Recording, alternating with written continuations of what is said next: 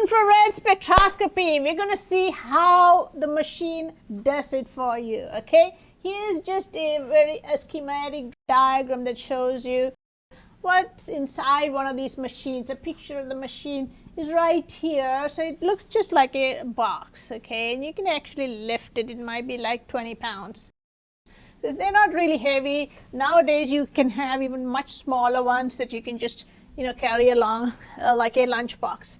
All right, so let's look at let's open it up and look inside.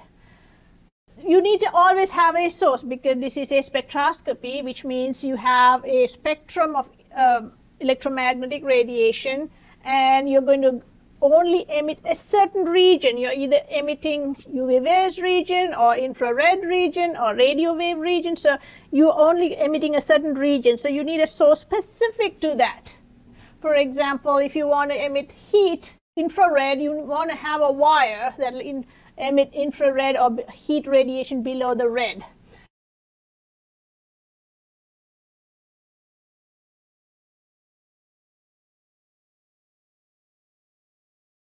So here they will have a silicon carbide wire or some wire that will emit in the infrared region. Okay, so then that is going to then go into this machine, and there are mirrors here that will separate them into two different beams. So the source is here, the radiation comes in, the mirror separates them into two beams. One beam is going to go up and one beam is going to go down, or if you're in a mirror inside a machine, it's going to be parallel. Okay, the top one is where you would put a empty cell. So a cell is just a little sample container.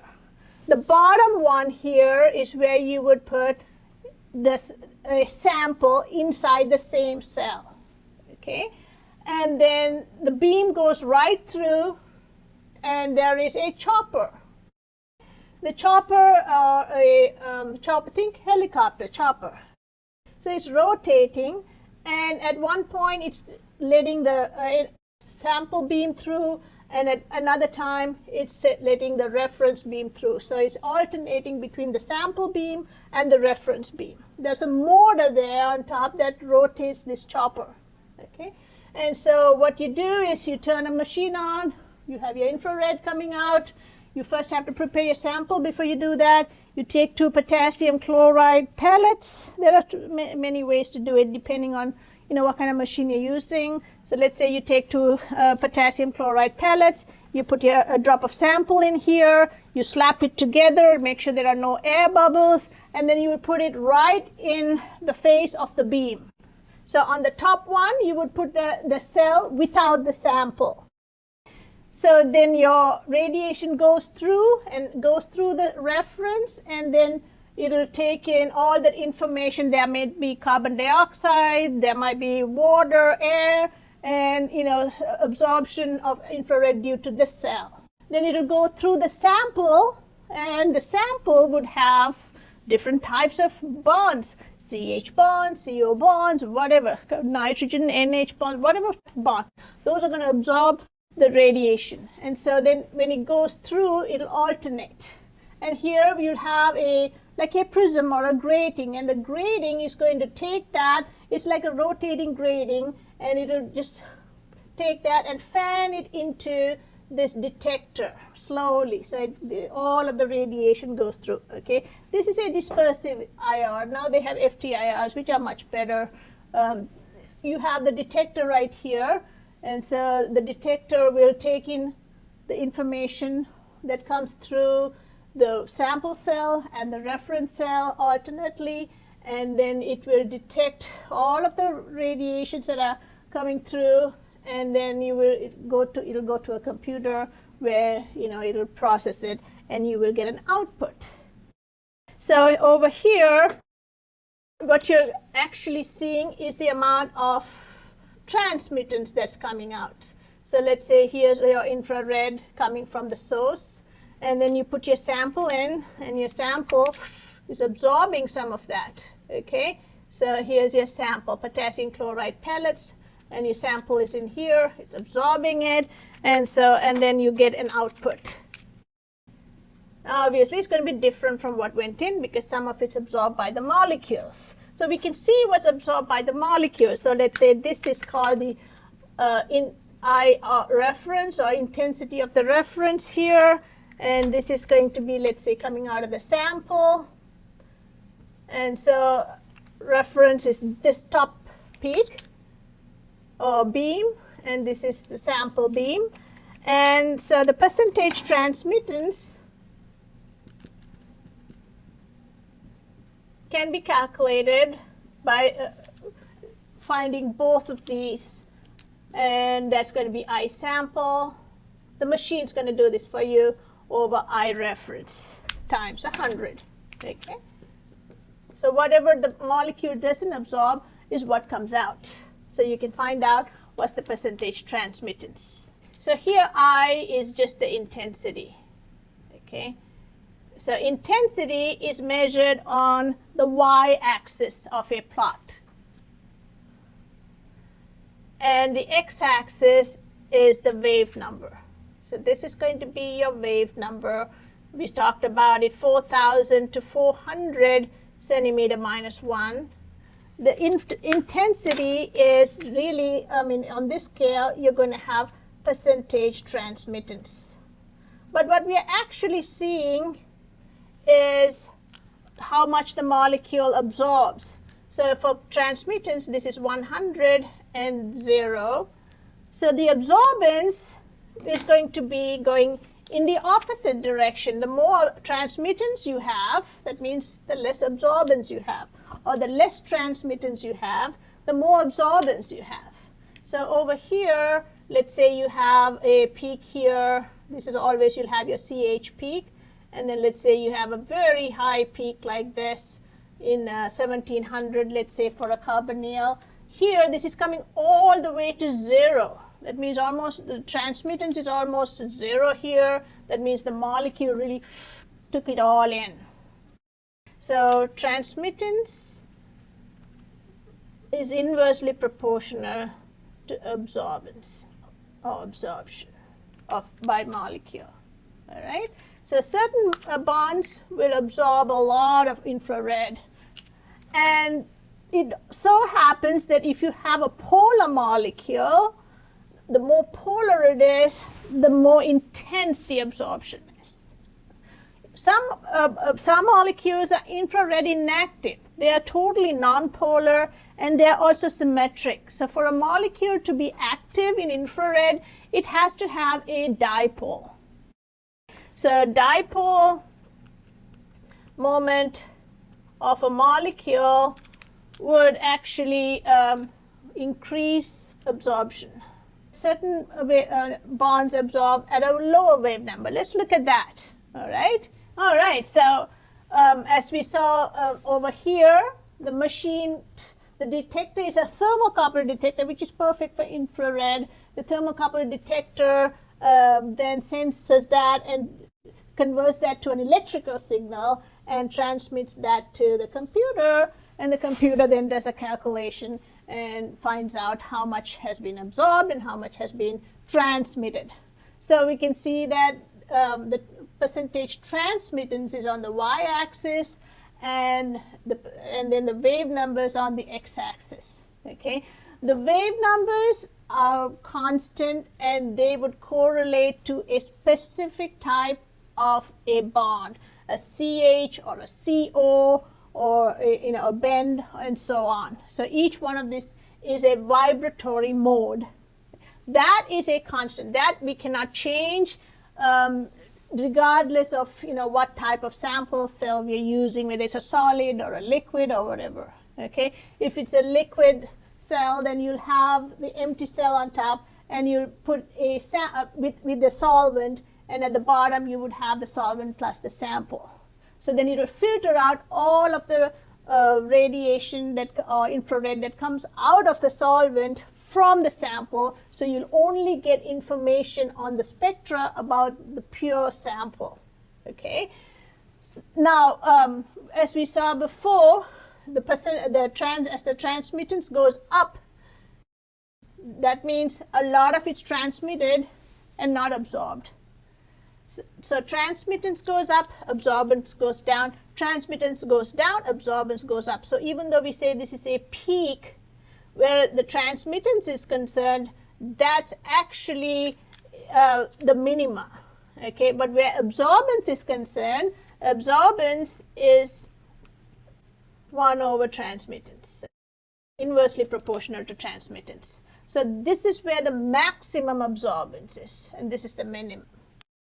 So then you can see that certain peaks absorb a lot more than others. And why is that? Why is it that certain peaks are a lot longer or have maximum absorbance and minimum transmittance, whereas certain other peaks let all this IR go through the sample cell and only absorb a little bit? There are many factors, but one of the most important factors is the dipole moment of the molecule. Okay, there's resonance at play, there's lots of different things, but the most important thing that governs how much is absorbed is the dipole moment. So when the dipole moment of a molecule increases, then the absorbance increases. For example, if you take a carbonyl, a CO, this is very, very polar, CO double bond, because you know pi bonds are polarizable, and it's also a double bond, it's strong, so it absorbs a lot of infrared radiation at this frequency. The frequency doesn't change at all, whatever the conditions. The frequency is a constant, which is why we can use that to detect what the molecule is. So here the dipole is high, so therefore the absorbance is high. Okay, so dipole increases, then absorbance increases, and transmittance is then at a minima. And of all the peaks in infrared, the carbonyl is the strongest or the most intense peak. Now some peaks, some molecules are infrared inactive if they have zero dipole. So dipole is 0, then you have 0 absorbance. It's almost like the infrared doesn't see the molecule, it goes straight through. The amount coming through the reference beam, amount coming through the sample beam are the same. Okay, so it's like 100% transmittance. And an example of that would be like an alkyne. Let's say you have the same number of carbons on both sides, it's perfectly symmetric, 0 dipole, 0 absorbance. So this is IR inactive. So it's pretty much the opposite of something like this. It's almost 100% absorbed at that particular wave number. All right. So let's look at some of the other things that influence the wave numbers of this absorption. What are the things that really influence whether it's absorbing infrared radiation at 3000 or 2000 or 1000? What are the things that decide that? Let's look at that for a minute. All right.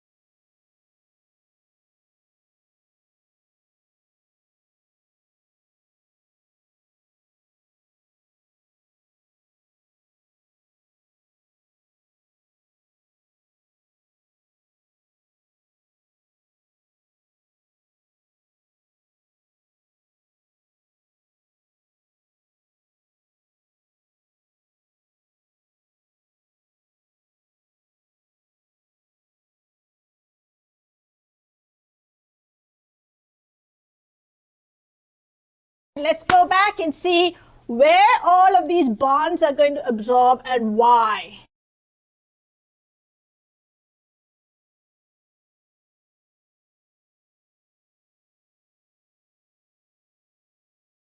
The reason why. That's the most important thing that we're going to look at. Why is it that certain bonds are doing around 4,000 towards 4,000, certain bonds are absorbing towards 400 centimeter minus 1. So why is that? Well, let's go back to our calculation for your wave number, right? So we saw that it's 1 over 2 pi c, where that's the speed of light, k, force constant, which shows the higher the force constant, the stronger the bond, and mu is just the reduced mass, which is mass of one times the mass of the other over mass of this plus this. Okay, so you can see how when the mass goes up, the wave number will go down. And that's what we are seeing. Let's look at the trends here. Let's look at what happens when you go from a CH to a CO to a CBr. So hydrogen is small, oxygen is a little bigger, bromine is enormous. Okay, so well, when you have bonds to huge atoms, then your bonds are going to be longer. So as bond length increases, so here we're going to talk about this reasoning here. As bond length increases, then your bond dissociation energy goes down and bond strength goes down. Bond strength decreases. That means K is going to decrease, which means their wave number is going to decrease. So K decreases and wave number frequency also is proportional to the wave number. We saw that of absorption also decreases. So that's why you can see this trend. All right? As the atoms get bigger and bigger, then they're getting weaker, and so the frequency of absorbance decreases. Stronger bonds will absorb at a higher frequency than weaker bonds. All right? Let's look at the reasoning for this. So this is about bond length. The first one is about bond length. Another trend that we see is due to bond multiplicity. Okay, so let's look at why that is. So when you have a single bond, it's about CC single bonds about at 1200. It's rarely seen. It's very weak. Intensity is weak, but the number is 1200. CC double bond is 1660. That's about like medium. Okay, and CC triple bond is 2100. That's also medium. But you can see that the number increases. That means the frequency of absorbance is increasing, or the wave number of absorbance is increasing. Why? Because it's a lot harder to stretch a double bond than a single bond, and it's a lot harder to stretch a triple bond than a single bond. So well, let's look at another reason, bond multiplicity. So when the bond multiplicity between two identical atoms increase, then the frequency of absorbance also increases. Okay, bond multiplicity between two identical atoms. Atom increases, then, well, it's like this. If you had a single bond, you'd need some energy to stretch it. But if you had a double bond, you'd need a lot more energy to stretch that. And then if you had a triple bond, then, you know, it's going to be even more than that.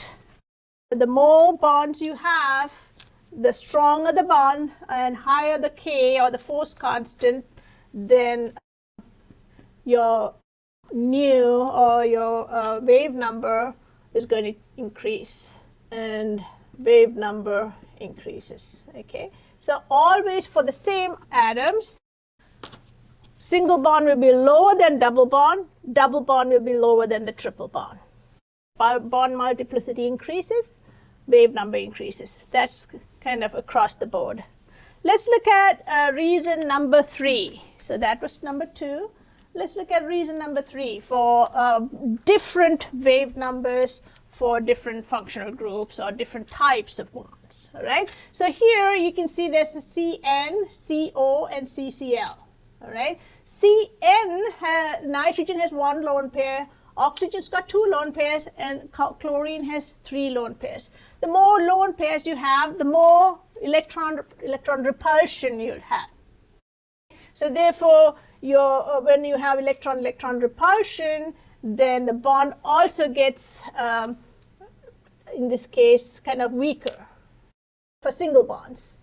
So CN absorbance is about 12,000 to 1350, whereas CO is about 1050 to 1150, and there too tertiary would be more than secondary, more than primary for the CO bond, and then you would see CCl is a lot less, 850 to 550. All right. So the number of lone pairs increases, then the repulsion increases, and therefore the bond dissociation goes down as the bonds get a little weaker, and then also you would have the K going down and the nu going down. All right. So number 3, as lone pairs increase, repulsion increases. So between the bonds and the lone pairs here, and therefore that makes the bond weaker. K goes down, and then frequency goes down. All right. Let's look at another very important factor. Here's a triple bond CH, a double bond CH, and a single bond CH. And you can see that the wave numbers are going down. They're all in the 3000 region, but triple bond is a lot higher, 3300 around. A double bond is about 3100, and a single bond is about 3000. What's different about them? The only thing that's really different about them is really the hybridization of those bonds. So triple bond is an sp, then sp2, sp3. So number 4 is going to be hybridization. Why is that? Think about it for a minute. Hybridization also plays an effect on where the peaks are going to show up or what frequency they're going to absorb at. So here an sp is more than an sp2, more than an sp3 for the CH bonds.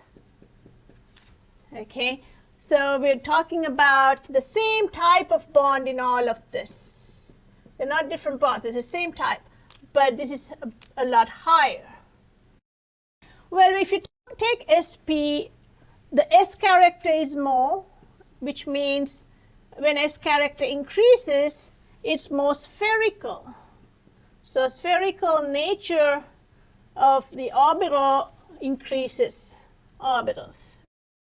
So then therefore you'd be closer to the nuclei. And if it's closer to the nuclei, it's also got more attraction from the nuclei. So its bond dissociation energy is higher for SpCH versus sp2CH versus sp3CH, and that's also a known fact. So therefore the K is going to be higher here than here than here, and because in sp3 there's more p character, and the bond the CH is a little further away from the carbon nuclei, and therefore it's not as tightly held. So therefore the bond dissociation energy there is lower, which means the K is lower, and therefore nu is lower. So bond dissociation higher, K is higher, and therefore frequency is higher. All right. More p character, then K is lower, and nu is lower. Here K is higher, nu is higher. So that's a very good way to look at it when you have the same bond with different hybridizations. And the last one here talks about electronegativity. And when you have electronegative atoms, the dipole moment increases, the intensity increases. We already saw that a carbonyl is very intense, but these are that intense. But also where it absorbs, not just how big or how long the peak is, but where it absorbs also changes when you go from a lower dipole to a higher dipole. And that's because, you know, when you have a double bond and a pi bond with a more electronegative atom there, the polarizability is higher, and so the bond gets stronger there with the pi bond, and so therefore you would have a higher K and therefore a higher nu. Delta En is more, K more, and nu more in a double bonded series like this. All right, so those are the reasons that we have seen. For some of the reasons, there are more, and we will come back and we'll actually look at spectra and we will see these trends. All right, in summary, let's say you have a sample here of something that you want to know, you know, you're curious to know what's inside. What is it that they're putting in your juices? Take a little bit, put it on a potassium bromide pellet, put it in your machine and run it. And when you get these peaks, we have a table. The table will tell you what functional groups will absorb at what frequency or wave number in this case. And from that, you can identify what type of molecules you have. Do you have alcohols? Most probably you do, because even sugars have alcohols. Do you have carboxylic acids? Most probably you do, because citric acid is found in most food items. A huge mixture like this would be you'd have all kinds of peaks, but when you purify this and take out the components and put them on a disk, then you would be able to identify them. So when you have a spectra like this 4000 to 400, most of the valuable information is going to be between 1300 and 4000. Below 1300, it's going to be pretty much called the fingerprint region. Okay, so 4000 to about 1300 is where you'll see most of the main functional groups.